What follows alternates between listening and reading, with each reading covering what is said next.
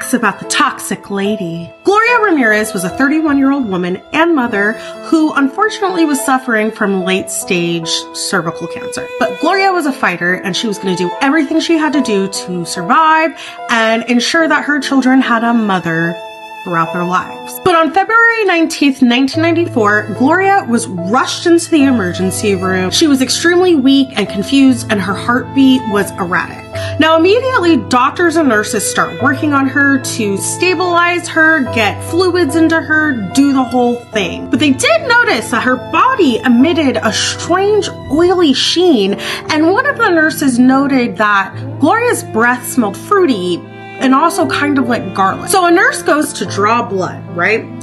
Except for there's weird little crystals in the blood. Within minutes of Gloria getting into her ER room, a nurse collapses. In fact, it was the nurse who had just drawn her blood, Gloria's blood, collapsed, and she starts having a medical emergency.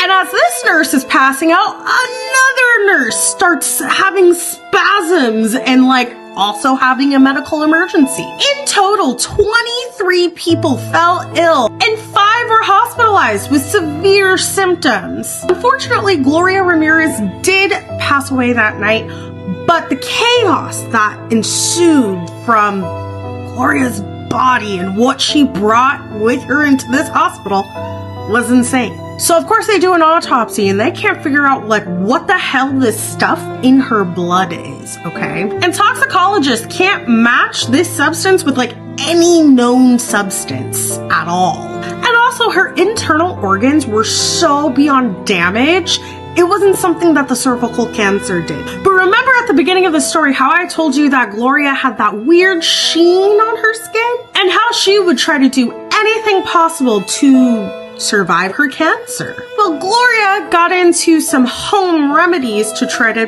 remedy her cancer. And one of those was using DMSO as a rub on her skin. Now, DMSO is dimethyl sulfoxide, which when mixed with oxygen, i.e. taken out of the bloodstream and having contact with the air, turns into dimethyl sulfate, which is mustard gas.